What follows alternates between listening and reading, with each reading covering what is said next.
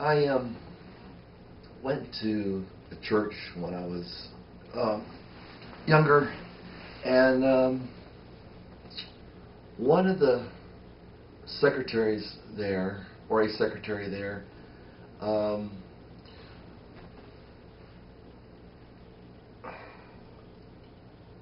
I wrote something for the bulletin that back when I did go to church. I wrote something for the bulletin for her to put in the bulletin, and she reworked what I wrote. I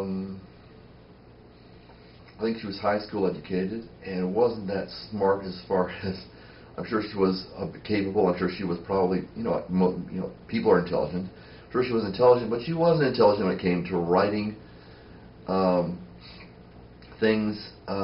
She wasn't good with written language. She screwed it up and she put it in the bulletin, and I had to suffer for it. And that's an interesting little metaphor. Another woman said she'd written something for the bulletin, said, let's just call her Ellen. Ellen messed it all up, and so she had to, because she was in the position or the authority to say, okay, I'll put in the bulletin for you, but it's got to go through me. And so she put it in the bulletin, and she screwed up her bulletin announcement as well. A friend of mine who was, at the time, a graduate student in French was being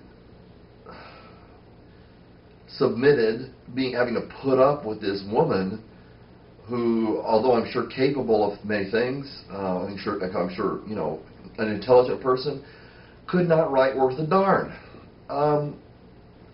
Switch gears. Think about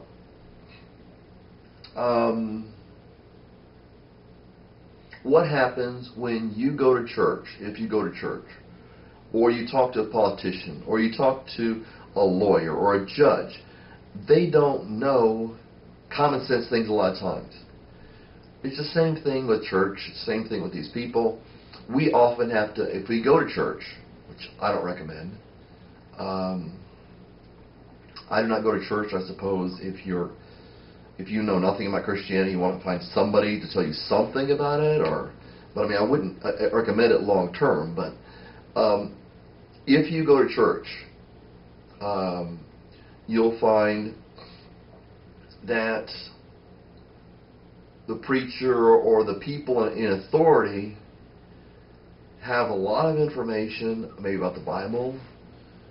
In a way they have information about the Bible. They don't know it very well. And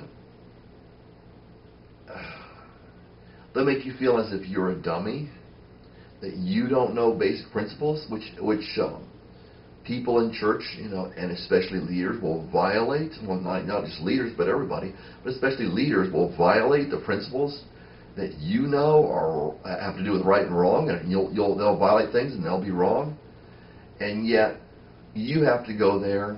You're supposed to give your money so you can support this system. So it's the same thing at work. A lot of times somebody will say, well, I know my boss is capable of doing this job, but when he tells me how to do my job, I get frustrated because he doesn't know what he's doing. So many times we abdicate our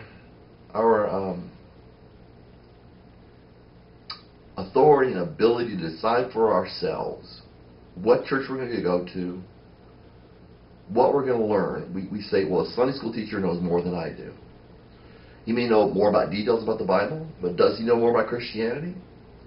It was never meant to be institutionalized. It was never meant to turn into some educational system in college where, okay, now I know Christianity better than you do because I've got a Bible degree. You can say the same thing about other subjects as well. You don't know what you're talking about because I've got a Bible degree. Oh, I've got, well, I don't know, whatever degree. Got a divinity degree, got a theology degree. I know God better than you do, and that's trying to keep it clean here for the kids. That's a bunch of garbage. That's refuse. Because you know that the preacher's doing this and the preacher's doing that. And so why would you abdicate your position before God to be before a position of a man? This goes for anybody. A lot of people get frustrated with preachers. I don't believe in Christianity because the leaders don't know what they're talking. Leaders, they're corrupt or they don't know what they're talking about, or a combination. Why would you abdicate God's place or why would you abdicate for God His place and replace it with a preacher? I don't know. I can't understand why. So, it comes down to us making our decisions for ourselves. They can tell you on the stock market, the stockbrokers know no more about stocks than you do a lot of times if you study up on it. They make no more better decisions than the average public. And yet we go to them. We go to preachers.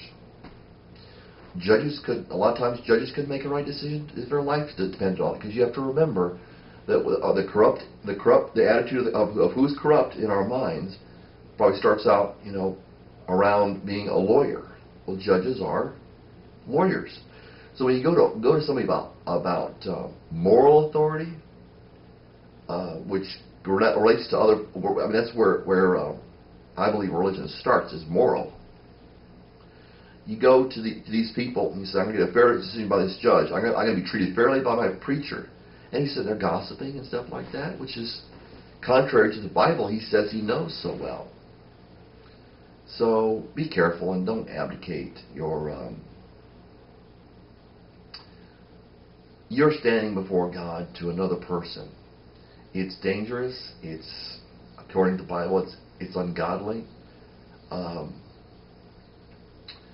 God is over us and not a man. So, word of warning, word of encouragement. Hope you're doing well. And God bless you. And don't let the experts, we're supposed to be experts. We found over time how people have been wrong, even the supposed experts. And yet you want to say, well, I'm going to shelve my mind at church, and that's where I'm going to learn. And then you wonder when you go to church why functionally, and maybe not practically as far as religion goes, maybe not in what their capabilities are in actuality, but functionally, why people are so stupid. So God bless, and have a great day. Thank you for listening.